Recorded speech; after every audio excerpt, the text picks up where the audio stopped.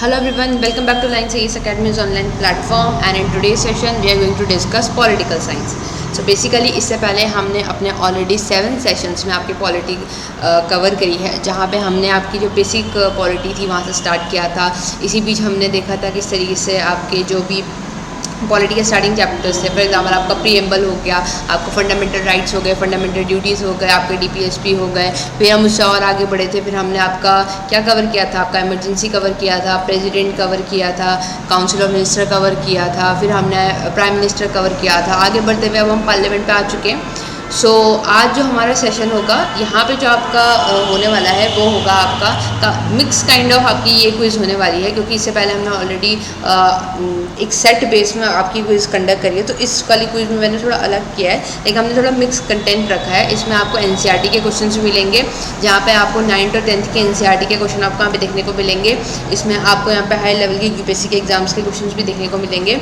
Okay, और mostly आपके parliament से रिलेटेड होंगे, स्टेट लेजिस्लेचर से रिलेटेड होंगे, गवर्नर से रिलेटेड होंगे और पंचायत से रिलेटेड होंगे। ये आपको इस वाले सेशन में देखने को मिलेगा। सो ये आपकी मिक्स काइंड ऑफ आपकी क्विज होने वाली है और आई होप आप लोग इसके लिए अच्छे से तैयार होंगे। तो चलिए शुरू करते हैं। I wish all a very good luck. पहला क्वेश्चन है आपका, consider the following statement. The parliament prevention of disqualification act 1959 exempts several posts from disqualification on the grounds of office of profit.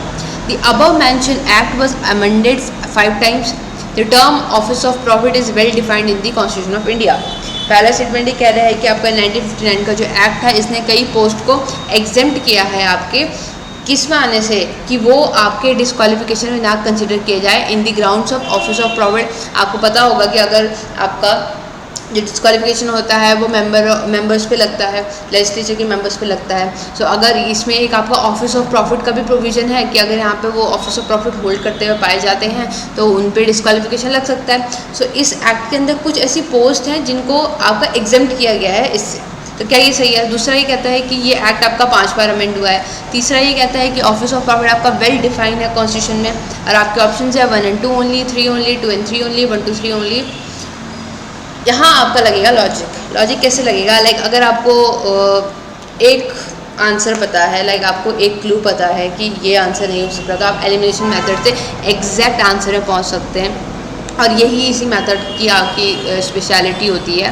और कई बार इसी वजह से हमारी गड़बड़ी भी हो जाती है। लाइक कई बार हमें लगता है कि हम बहुत श्योर होते हैं उस ऑप्शन के लिए कि वो ऑप्शन गलत है, बट और उस वजह से हम क्या करते हैं, मान लीजिए अगर मैं इसमें बोलूँ कि आपका कौन सा आपका 2 जो है गलत है, तो मैंने आपका A कैंसिल कर दूँगी, C कैंसिल कर दूँगी, D कैंसिल कर दूँगी और सीधे मेरा आंसर 3 आ जाएगा। मे बी ये सही हो सकता है, मे बी सही नहीं भी हो सकता है। तो ये एलिमिनेशन मेथड का यूज़ इस तरीके से किया जाता है, बट इसको पूरी जो नॉलेज होती है उसके साथ एग्जीक्यूट करें। जब श्योरिटी हो तब आप इसके साथ जा सकते हैं। ओके, अदरवाइज कई बार मोस्ट केसेस में ये सही निकलता है। सो देखते हैं इसका आंसर क्या होगा। इसका आंसर था आपका A, विच मीन्स आपका 1 and 2 ओनली। ऊपर के दोनों को छोड़िए, अगर हम सीधे थर्ड ऑप्शन पे जाते हैं, स्टेटमेंट में जाते हैं कि ऑफिस ऑफ प्रॉफिट आपका वेल डिफाइंड है कॉन्स्टिट्यूशन में, ये आपका सीधे गलत है। क्योंकि जब हम डिस्क्वालिफिकेशन पढ़ते हैं, ओके, जब हम इन बारे में बात करते हैं तो हम ये बहुत साफ लिखा गया है आपके लक्ष्मीकांत में भी, और आप जब भी पढ़ेंगे तो कि ऑफिस ऑफ प्रॉफिट वर्ड आपका डिफाइन नहीं किया गया है कॉन्स्टिट्यूशन में, बिल्कुल डिफाइन नहीं किया गया। ये बहुत इंपॉर्टेंट चीज़ें हैं। फॉर एग्जाम्पल आपका माइनॉरिटी वर्ड है, ये कि आपका कॉन्स्टिट्यूशन में डिफाइन है कि नहीं है। तो ये ऐसी चीज़ें होती है जो आपकी बहुत हेल्प करती है, तो हमें पता होना चाहिए ये डिफाइन नहीं है। तो जैसे हमने 3 कैंसिल किया, आपका B गया, आपका C गया, आपका D गया, आपका सीधा आंसर 1 and 2, और आपको ये देखने की बिल्कुल भी ज़रूरत नहीं पड़ी। पर हमें पढ़ना ज़रूर चाहिए कि लाइक पहला वाला बिल्कुल ठीक है आपका, जहाँ पे कुछ पोस्ट को एग्जेम्प्ट किया है। देखिए यहाँ पे सेवरल पोस्ट लिखा है, अगर ऐसे बोलते कि सारी पोस्ट को किया तो गलत हो जाता। तो इन्होंने कुछ अप्रॉक्सीमेट नंबर यहाँ पे आपका समझा के लिखा है, इसलिए ठीक है। दूसरा, अगर आपको नहीं भी पता होता, पर अगर आपको ये पता है कि तीसरा एग्जैक्टली गलत है, तो आपका सीधा आंसर 1 and 2 था और आपका आंसर सही हो जाता। With reference to the features of democracy consider the following statement. आपको डेमोक्रेसी के रेफरेंस में कुछ फीचर्स बताने हैं, क्या ये सही है क्या ये गलत है। पहला, only leaders elected by the people should rule the country. क्या जो लीडर्स जिनको लोगों ने इलेक्ट किया है, क्या वही आपके रूल करने चाहिए। दूसरा, people have the freedom to organise and freedom to protest. क्या लोगों के पास प्रोटेस्ट करने की और ऑर्गेनाइज करने की फ्रीडम है या नहीं है। सो आपको डेमोक्रेसी के कॉन्सेप्ट में रेफरेंस में आंसर बताना है। ये आपका एनसीईआरटी बेस्ड क्वेश्चन है, 9-10 के एनसीईआरटी जो हमने इसमें कवर करने की कोशिश करी है। और आई गेस ऑलरेडी आपको जो एनसीईआरटी वाला जो आपका सीरीज़ था पॉलिटी का, जो मानसू सर से कंडक्ट कर रहे थे, उसमें ये ऑलरेडी कवर हो चुका होगा। सो आप लोगों को प्रॉब्लम नहीं आएगी। एंड यहाँ पे आपके ऑप्शन है 1 only 2 only both none, and आपका आंसर होगा बोथ, विच मीन्स दोनों सही हैं। अपने लॉजिक्स भी लिख सकते हैं। मैं हाईली रिकमेंड करूँगी कि अगर आप अपने लॉजिक्स भी लिखें। देखिए वही बात है कि इससे ये होता है कि अगर आपका सही है तो वो तो चलो आपको पता है, बट अगर आपका वो गलत होगा ना लॉजिक, तो वो आपका हमेशा आपको याद रहेगा, क्योंकि जो गलत होती है ना चीज़ें वो हमें ज़्यादा टाइम तक हमारे दिमाग में रहती हैं इन कंपेरिजन टू जो हमारे आंसर सही होते हैं। तो अगर आपका लॉजिक सही है तो बहुत अच्छा, अगर गलत होता है तो वो आपका और भी अच्छा, क्योंकि वो आपका हमेशा के लिए सेट हो जाएगा। तो इसका आंसर आपका सी होना था। बोथ, दोनों आंसर सही हैं। देखिए, only leaders elected by the people should rule the country. यहाँ बात कर रहे हैं डेमोक्रेसी की। डेमोक्रेसी की डेफिनेशन क्या दी थी अब्राहम लिंकन ने? Government of the people, by the people, for the people, है ना। तो ये इस तरीके से रिलेशन बता रखा है। सो जो रूलर, जो लीडर्स को लोग इलेक्ट करके भेजेंगे वही लीड करने चाहिए, वही आपका रूल करने चाहिए। बिल्कुल ठीक है, तभी तो डेमोक्रेसी हुई। वो लोगों को ही तो रिप्रेजेंट करें। दूसरा, people have the freedom to organise and to protest. बिल्कुल, तो डेमोक्रेसी में ये भी है कि आपके पास राइट होना चाहिए कि आप क्या है, सरकार बना रहे हैं, बट आप उसका, अगर आप चाहते हैं तो आप उसका विरोध भी कर सकते हैं, सरकार का भी नहीं। लाइक यहाँ पे अगर हम कॉमन पर्सपेक्टिव पे देखें, लोगों के पर्सपेक्टिव से देखें, तो उनको ये राइट भी हैं कि वो ऑर्गेनाइज कर सकते हैं, वो प्रोटेस्ट कर सकते हैं, है ना। सो एक तरफ बनाने का है तो दूसरी तरफ उसका विरोध करने का भी, क्रिटिसाइज करने का भी राइट है। सो बिल्कुल ठीक है। अच्छा, यहाँ पे प्रोटेस्ट वर्ड है, ठीक है, यहाँ पे स्ट्राइक वर्ड नहीं है, याद रखिएगा। प्रोटेस्ट वर्ड है, स्ट्राइक वर्ड नहीं है, दोनों में डिफरेंस है। तो दोनों आंसर ठीक है। With reference to a democratic government, consider the following statement. A popular government can be undemocratic. A democratic government should rule only within the limits set by the constitutional law and the citizens' right. And your options are 1 only, 2 only, both, none. पहला ये कह रहा है कि एक popular government आपकी undemocratic हो सकती है। दूसरा, डेमोक्रेटिक गवर्नमेंट जो होती है उसको सिर्फ उन्हीं लिमिट्स में काम करना चाहिए जो कॉन्स्टिट्यूशनल लॉज के थ्रू सेट की गई हैं और आपके सिटीजन्स के राइट्स के थ्रू सेट करी गई हैं। अच्छा क्वेश्चन है और इसका आंसर होगा आपका सी, बोथ। देखिए, डेमोक्रेटिक गवर्नमेंट के रिस्पेक्ट में बात करने को कह रहे थे। ये पहला स्टेटमेंट ये था कि a popular government can be undemocratic. एक गवर्नमेंट जो आपकी पॉपुलर है वो आपकी अनडेमोक्रेटिक भी हो सकती है, ये आपके चांसेस हैं, ठीक है। ज़रूरी नहीं है कि वो गवर्नमेंट, अगर उसे लोग पसंद कर रहे हैं तो उस जिस तरीके से वो गवर्नमेंट चुन के आई है वो भी आपका डेमोक्रेटिक हो, है ना। ज़रूरी नहीं होता है। कई कंट्रीज़ ऐसी होती हैं जहाँ पे क्या होता है, आपका जो पब्लिक है वो भी आपका इस तरीके की गवर्नमेंट को फॉलो करती है जिनके तरीके डेमोक्रेटिक नहीं होते हैं, है ना। तो ये पहला आंसर आपका ठीक है। दूसरा, democratic government should rule only with in the limit set by the constitution law. बिल्कुल ठीक है, वो जो कॉन्स्टिट्यूशन लॉ सेट कर रहा है उनके अंदर पे काम करना चाहिए। यहाँ पे आप ओनली के केस में मत जाइएगा कि सिर्फ ओनली लिखा है। डेमोक्रेटिक के केस, डेमोक्रेटिक गवर्नमेंट के केस में ये बिल्कुल ठीक होगा। और दूसरा, सिटीजन के राइट, तो उन्होंने दोनों बता दिया कि सिटीजन के राइट्स के थ्रू भी आपका यहाँ पे लिमिट होना चाहिए। ऐसा भी नहीं हो कि गवर्नमेंट को, डेमोक्रेटिक गवर्नमेंट को इतने राइट हो जाएंगे कि वो सिटीजन्स के राइट्स को ही कर्व करना स्टार्ट करते, नहीं। इनके राइट्स का भी यहाँ पे बैलेंस होना चाहिए और कॉन्स्टिट्यूशनल लॉज के थ्रू भी ये आपके होने चाहिए, क्योंकि डेमोक्रेटिक गवर्नमेंट का मतलब ही यहाँ पे है, ठीक। With reference to Legislative Assembly of State in India, consider the following statement. The governor makes customary address to the members of House at the commencement of the first session of the year. When a state legislature does not have a rule on particular matter, it follows the rule, Lok Sabha rule on that matter. और आपके option है 1 only, 2 only, both, 1, 2, neither 1 or 2. पहला ये कह रहा है कि governor आपके कस्टमरी एड्रेस करेगा मेंबर्स के हर पहले सेशन में हाउस के, ठीक है। दूसरा ये कह रहा है कि स्टेट लेजिस्लेचर के पास अगर किसी पर्टिकुलर मैटर में अपना रूल नहीं है तो वो लोकसभा को फॉलो करेगा। एंड आंसर विल बी ए। आपका सिर्फ पहला स्टेटमेंट ठीक है, दूसरा स्टेटमेंट आपका गलत है। जब हम प्रेसिडेंट भी पढ़ते हैं, प्रेसिडेंट वाला सेशन भी देखते हैं, पार्लियामेंट भी देखते हैं, तो आपने एक चीज़ नोट करी होगी कि प्रेसिडेंट भी आपका हर साल का जो आपका पहला सेशन होता है उसे एड्रेस करता है, ठीक है, और हर नया वाले सेशन को एड्रेस करता है। हर साल के नए वाले सेशन को एड्रेस करेगा, ये जैसे इसमें लिखा हुआ है फर्स्ट सेशन ऑफ आपका ऑफ द ईयर, और एक जो पहला जनरल इलेक्शन के बाद जो पहला सेशन होता है उसमें एड्रेस करता है। एग्जैक्टली सेम आपका क्या होता है, गवर्नर पे होता है स्टेट लेवल पे। ओके, क्योंकि काफ़ी मिलती जुलती पावर्स है दोनों के पास, ये यूनियन लेवल पे है, ये स्टेट लेवल पे है। तो ये भी क्या करेंगे, एक अपना क्या करेंगे, हर साल का पहला सेशन एड्रेस करेंगे, कस्टमरी एड्रेस होता है, और दूसरा क्या होगा कि जनरल इलेक्शन वाले का जो पहला होता है। दूसरा स्टेटमेंट गलत इसलिए हो जाता है क्योंकि स्टेट लेजिस्लेचर के पास अगर किसी पर्टिकुलर मैटर में अपना रूल नहीं है तो उसके पास ये पावर है कि वो रूल बना सकता है, ठीक है, उसके पास ये पावर है, रूल बना सकता है। आर्टिकल 208 में ये कहा गया है कि वो खुद रूल बना सकता है, उसको लोकसभा को फॉलो करने की ज़रूरत नहीं है। तो आर्टिकल 208 के अकॉर्डिंग अगर स्टेट लेजिस्लेचर के पास कुछ ऐसा है तो वो अपना रूल खुद बना सकता है, रूल्स फॉर प्रोसीजर बना सकता है। Consider the following statement: Speaker of Legislative Assembly shall vacate his or her house office if she ceases to be a member of Assembly.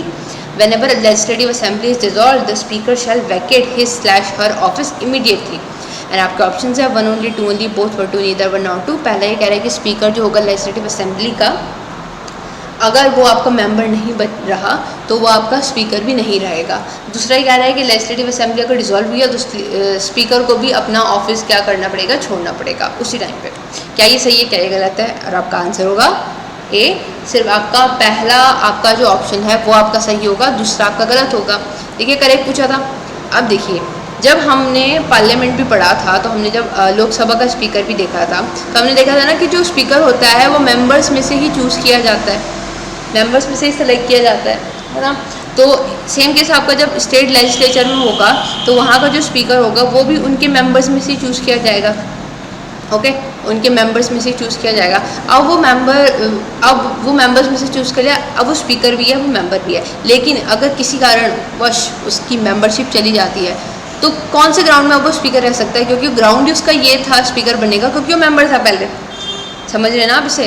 तो ये आपका इसलिए पहला वाला स्टेटमेंट आपका गलत हो जाता है कि सॉरी हाँ, इसलिए पहला वाला स्टेटमेंट आपका सही हो जाता है, दूसरा वाला आपका गलत, अभी बताती हूँ। तो इसलिए ही आपका पहला वाला स्टेटमेंट क्या होता है, सही होता है कि आपका अगर वो मेंबर नहीं रहा तो आपका वो स्पीकर भी नहीं रहेगा, क्योंकि उसका ग्राउंड ही वही था स्पीकर बनने का कि वो मेंबर होगा। दूसरा आपका गलत इसलिए हो जाता है कि नो मैटर अगर आपकी असेंबली डिसॉल्व हो रही है या नहीं हो रही है, मतलब अगर मान लीजिए आपकी असेंबली डिसॉल्व भी हो रही है तो स्पीकर जो है आपका वो ऑफिस वैकेट नहीं करेगा।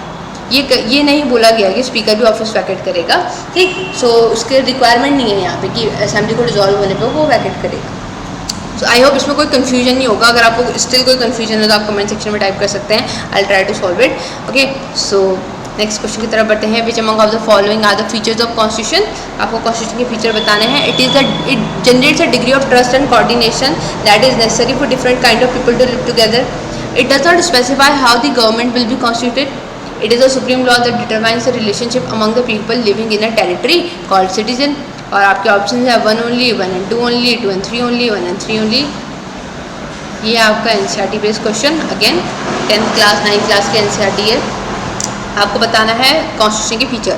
पहला, ये आपका degree of trust and coordination create करता है। दूसरा, ये नहीं बताता है कि गवर्नमेंट कैसे बनेगी। तीसरा, ये आपका सुप्रीम लॉ है जो रिलेशनशिप इस्टेब्लिश करता है लोगों के बीच में और टेरिटरी के बीच में। अगेन ये आपका कॉन्स्टिट्यूशन की बात की है। अब आपको इंडियन पर्सपेक्टिव से लेके मत चलिएगा, ये सिर्फ कॉन्स्टिट्यूशन वर्ड की बात कर रहा है कि कॉन्स्टिट्यूशन के फीचर क्या होता है। And answer will be D 1, 2 and 3। देखिए पहला जो नहीं है उसको डिस्कस कर लेते हैं। ये आपका आंसर क्यों नहीं होगा? It does not specify how the government will be constituted. जब हम अब कॉन्स्टिट्यूशन की बात कर रहे हैं, ठीक, सो कॉन्स्टिट्यूशन में आपको बताया जाएगा कि किस तरीके से आपका जो डूज एंड डोंट्स हैं, ओके, गवर्नमेंट के लिए, सिटीजन के लिए बताए जाएंगे। तो जब वो ये डूज एंड डोंट्स बताएगा कि क्या करना है और क्या नहीं करना है, ठीक है, तो वो और किसके लिए बताएगा? एक तो वो सिटीजन के लिए भी बताएगा जो वहाँ पे लोग हैं, सिटीजन वर्ड यूज़ नहीं करते हैं। एक वो मासेस के लिए बताएगा, ठीक है, मासेस के लिए बताएगा। दूसरा वो बताएगा जो रूलिंग आपकी अथॉरिटी होगी, विच मीन्स आपका जो स्टेट होगा वो उसके लिए बताएगा। अब जब वो स्टेट के लिए बता रहा है तो उसको उससे पहले ये भी तो स्पेसिफाई करना पड़ेगा ना कि स्टेट बनेगा कैसे।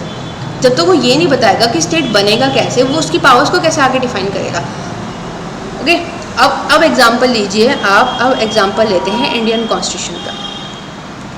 अब इंडियन कॉन्स्टिट्यूशन का एग्जांपल दिया तो इन्होंने क्या बताया, इन्होंने बताया कि लेजिस्लेचर ऐसे फॉर्म होगा, ठीक है, कि उन्होंने बताया कि लेजिस्लेचर आपका ऐसे फॉर्म होगा, आपके इस तरीके से इलेक्शंस होंगे, इतनी आपकी रिक्वायरमेंट होगी, इस तरीके से बनेगा। फिर उन्होंने बोला ये मेंबर्स आएंगे, ठीक है, मेंबर्स होंगे। फिर उन्होंने बोला अब क्या होगा, अब गवर्नमेंट भी कैसे बनेगी, क्योंकि कुछ कोई तो चाहिए। फिर उन्होंने बताया कि प्राइम मिनिस्टर कैसे होगा आपका, ठीक है, अब उसकी काउंसिल ऑफ मिनिस्टर कैसे होगी, हेड करेगी, तो ये सब बताया, ठीक। तो अब क्या इसका मतलब क्या बता रहे हैं कि किस तरीके से आपका गवर्नमेंट का फॉर्मेशन भी होगा। तो अब वापस से क्वेश्चन में आए, अगर सेकंड ऑप्शन कैंसिल होता है तो बी गया, सी गया, 1 और ए और डी में से बचता है। अब थर्ड स्टेटमेंट, इसका मतलब 1 तो है, अब 1 वैसे भी बहुत प्लेन स्टेटमेंट है, ये सही होगा। It is a supreme law that determine relationship among the people living in a territory called citizen. क्या ये डिफाइन करता है, एग्जैक्टली ये यही बताता है। तो आपको जो कॉन्स्टिट्यूशन है ना, इसकी यही तो काम है, एक तो ये लोगों के बीच के रिलेशन बताएगा कि क्या क्या बताएगा, ये बताएगा आपको, ये पीपल टू पीपल का रिलेशन भी बताएगा, है ना। फॉर एग्जांपल हम मान लें कि हमें कॉन्स्टिट्यूशन आर्टिकल के थ्रू अनटचेबिलिटी प्रैक्टिस करना मना करा गया है, तो ये लोगों के बीच में रिलेशन बता रहा है ना, बता रहा है। ये क्या बताएगा, पीपल टू स्टेट का रिलेशन बताएगा कि स्टेट किस तरीके से क्या करेगा। मान लीजिए स्टेट डीपीएसपी के थ्रू किस तरीके से वेलफेयर स्टेट को प्रमोट करने की कोशिश करेगा, है ना। पीपल किस तरीके से फंडामेंटल अपनी ड्यूटीज़ को फॉलो करेंगे, तब जाके वो यहाँ पे अपना पार्टिसिपेशन दिखा सकते हैं। सो इसी तरीके से क्या होगा कि वो आपका रिलेशनशिप बता रहा है, लोगों के बीच में भी बता रहा है और स्टेट और लोगों के बीच में भी बता रहा है। तो इसलिए तीसरा ठीक है और आपका आंसर 1 और 3 होगा। Consider the following with reference to the meaning of various terms with feature in preamble of the Indian Constitution. Again, NCERT based question. The term socialist means that the wealth is generated socially and should be shared equally by the society. The term secular all means all of us should behave as we are a member of the same family. The term liberty means there are no unreasonable restriction on citizen in what they think, how they wish to express their thought. और आपको correct बताना है 1 and 2 only, 1 and 3 only, 2 and 3 only, all of the above. पहला ही कहता है कि socialist मतलब ये होता है कि जो वेल्थ जनरेट हो रही है सोशली वो सब में शेयर की जाएगी इक्वली। दूसरा ये कह रहा है कि जो सेक्युलर टर्म है ये बताता है कि आपका जो हम सब हैं एक ही फैमिली के मेंबर्स की तरह बिहेव करेंगे। तीसरा लिबर्टी कहता है कि कोई अनरीजनेबल बिना कोई अनरीजनेबल रिस्ट्रिक्शन नहीं होनी चाहिए, याद रखिएगा अनरीजनेबल रिस्ट्रिक्शन, ठीक है, किसके ऊपर, सिटीजन के ऊपर। तो इसका आंसर होगा आपका बी, इस मीन्स 1 and 3 ओनली, क्योंकि आपका साफ साफ ये सेकंड स्टेटमेंट गलत है। तो दोबारा से पढ़ते हैं। प्रीएम्बल का पहला जो है सोशलिस्ट में यही तो कहा जाता है, सोशलिस्ट आइडियोलॉजी यही तो कहती है कि जो आपकी वेल्थ है उसका डिस्ट्रीब्यूशन किया जाए इक्वली इन द सोसाइटी। हालांकि इस तरीके से नहीं होता है, बट जो वर्ड सोशलिस्ट है इसका मतलब यही है कि जो वेल्थ है उसको जो जनरेटेड वेल्थ है कंसोलिडेशन ना हो, ओके, कंसंट्रेशन नहीं, कंसंट्रेशन ऑफ वेल्थ ना हो, उसका डिस्ट्रीब्यूशन हो। दूसरा गलत है क्योंकि सेक्युलर का मतलब नहीं, ये आपका फ्रेटर्निटी का मतलब है, ब्रदरहुड भाईचारे का मतलब होता है ये कि हम सब एक ही फैमिली के मेंबर्स की तरह बिहेव करें। सेक्युलर का मतलब तो क्या होता है, अब ये बहुत बार डिस्कस हो रहा है। सेक्युलर का मतलब ये होता है ना कि लाइक स्टेट का जो आपका रिलीजन होगा उसके साथ किस तरीके का रिलेशन होगा। अब ये फिर आपका पॉजिटिव भी होगा, आपका नेगेटिव भी होगा। चलिए वैसे ही बहुत बार डिस्कस हो रखा है, चलिए कमेंट सेक्शन में आप इसे बता सकते हैं कि सेक्युलर का मतलब क्या है, पॉजिटिव नेगेटिव सेक्युलरिज्म के एग्जांपल के साथ अगर आप बता सकते हैं तो बहुत अच्छा होगा, रिवीजन हो जाएगा और का भी और आपका भी, ओके। तो प्लीज़ ज़रूर बताइएगा इसमें। थर्ड आपका term liberty means there are no unreasonable restriction on the citizen in what they think, how they wish, express their thought. बिल्कुल ठीक है, अनरीजनेबल रिस्ट्रिक्शन बोला ना, रीजनेबल रिस्ट्रिक्शन तो लगते हैं हमारे ऊपर। अब जब हमें फंडामेंटल राइट्स मिले हैं तो उसमें एब्सोल्यूट तो है नहीं कोई, हर जगह हमें कुछ ना कुछ रीजनेबल रिस्ट्रिक्शन लगते हैं, है ना। तो जब हमें रीजनेबल रिस्ट्रिक्शन लग रहे हैं, ठीक है, बट क्या है कहीं पे हर रिस्ट्रिक्शन के पीछे आपका एक रीज़न दिया गया है, इसीलिए ये आपकी लिबर्टी को भी क्या करता है, प्रोटेक्ट करके रख रहा है, ओके। और साथ ही साथ ये भी इंश्योर कर रहा है कि आपका पार्टिसिपेशन किस तरीके से हो। Constitution contain in detail about the powers of Prime Minister and his ministers. When Prime Minister quits, the entire ministry quits. Correct बताना है, 1 only, 2 only, both, none. बहुत इजी, बहुत डायरेक्ट क्वेश्चन, बहुत इजी क्वेश्चन और again NCERT based question. और इसका answer होगा आपका बी, विच मीन्स आपका सिर्फ सेकंड स्टेटमेंट सही है, क्योंकि कॉन्स्टिट्यूशन में कुछ नहीं बता रखा है कि प्रेसिडेंट की पावर्स, प्राइम मिनिस्टर की पावर्स किस तरीके से होंगी, क्या होंगी, ओके। डिटेल नहीं है, ठीक है, डिटेल नहीं है। बोलेगा, बस ये बोला गया है कि प्राइम मिनिस्टर आपका काउंसिल ऑफ मिनिस्टर को हेड करेगा, प्राइम मिनिस्टर आपका क्या बोलते हैं प्रेसिडेंट के प्लेजर पे प्रेसिडेंट के प्लेजर पे काम करेगा। ओके, प्राइम मिनिस्टर किस तरीके से आपका काउंसिल ऑफ मिनिस्टर को हेड करेगा, ये आपका लिंक होगा काउंसिल ऑफ मिनिस्टर और प्रेसिडेंट के बीच में, इस तरीके से आपका ये बताया गया है। बाकी इतना कोई डिटेल प्राइम मिनिस्टर के बारे में नहीं बोला गया। स्टिल ये आपकी सबसे हाईएस्ट पावर बॉडी होती है आपकी कंट्री की। दूसरा, when PM quits the entire ministry quit, exact है, क्योंकि ये आपका हेड होता है, मिनिस्ट्री का हेड होता है, तो जैसे ही आपका पीएम क्विट करेगा आपकी पूरी मिनिस्ट्री भी आ जाएगी क्विट, वो ऑटोमेटिकली क्विट मानी जाएगी और क्विट कर भी देती है। Consider the following statement, minimum age prescribe for any person to be a member of panchayat is 25 years, panchayat reconstitute after premature dissolution continues only for a reminder period. आपके option है 1 only 2 only both 1 2 neither 1 or 2, और आपका answer होगा इसमें B, which means 2 only, क्योंकि आपका 25 साल नहीं है। ओके, आपका मिनिमम एज जो पंचायत का मेंबर बनने के लिए, याद रखिए यहाँ पे वर्ड पंचायत है, अब वो मत समझिएगा कि आपका ग्राम सभा में तो जितने आपके इलेक्टोरल रोल में आपके इनरोल्ड होंगे वो आपके ग्राम सभा में काउंट किए जाएंगे। यहाँ पे आपका 21 years है। पंचायत जो आपका जो बनाई जाएगी प्री मेच्योर डिसोल्यूशन के बाद, ओके, 5 साल के लिए बनाई जाती है, उससे पहले मान लो डिसॉल्व हो गई तो आप जो बनेगी वो रिमाइंडर पीरियड के लिए बनती है। लास्ट क्वेश्चन आज का, consider following statement, the legislative council of state in India can be larger in size than the half of the legislative assembly of a particular state. Governor of state nominate the chairman of legislative council of that particular state, and your options are 1 only 2 only both 1 2 neither 1 or 2, and your answer will be D. दोनों गलत है। देखिए, आपका 2 चीज़ें होती हैं, एक होता है आपका लेजिस्लेटिव असेंबली जिसे हम हिंदी में विधानसभा कहते हैं, दूसरा होता है आपका लेजिस्लेटिव काउंसिल जिसे हम हिंदी में विधान परिषद कहते हैं। Okay, sorry for the Hindi. Okay, so आपका मोस्टली जो स्टेट्स हैं, सारे स्टेट में आपका लेजिस्लेटिव असेंबली तो होगा, लेकिन कुछ में आपका काउंसिल भी आपको देखने को मिलता है। ओके, सब में नहीं होता है। फॉर एग्जांपल आपका यूपी में आपको देखने को मिलेगा पॉपुलेशन के हिसाब से। तो अब आपको जो लेजिस्लेटिव असेंबली है, ठीक है, इसमें से जो आपके मेंबर होंगे, इसमें जो मेंबर होंगे उनका क्या प्रपोर्शन रखा गया है, तो अगर हम कॉन्स्टिट्यूशन के अकॉर्डिंग की बात करें तो उन्होंने बोला है कि आपका 1/3 आपका क्राइटेरिया रखा गया है। सो अब अगर यहाँ पे बात कर रहे हैं कि legislative council can be larger in size and half of the legislative assembly, तो ये आपका डायरेक्ट गलत है, क्योंकि लेजिस्लेटिव असेंबली वैसे भी आपकी बड़ी होती है काउंसिल से। यहाँ वैसे ही हिसाब लगा सकते हैं लोकसभा राज्य का, वैसे काफ़ी अलग है, बट इन जनरल आप एक आइडिया लगाने के लिए समझ सकते हैं। तो ज़्यादा नंबर में क्या है, लोकसभा है ना, आप यहाँ पे समझिए ज़्यादा नंबर में आपका असेंबली होगा और लेजिस्लेटिव काउंसिल आपके इनसे कम ही होंगे।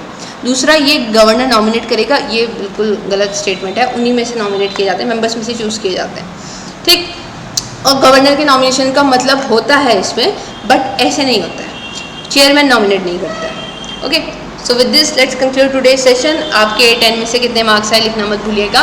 ओके, और आई होप आप लोगों ने सेशन एंजॉय किया होगा। You are free to give the feedback अगर आपको ये सेशंस फ्रूटफुल लग रहे हैं। So on this note I take your leave. Thank you so much guys, मिलते हैं नेक्स्ट सेशन में।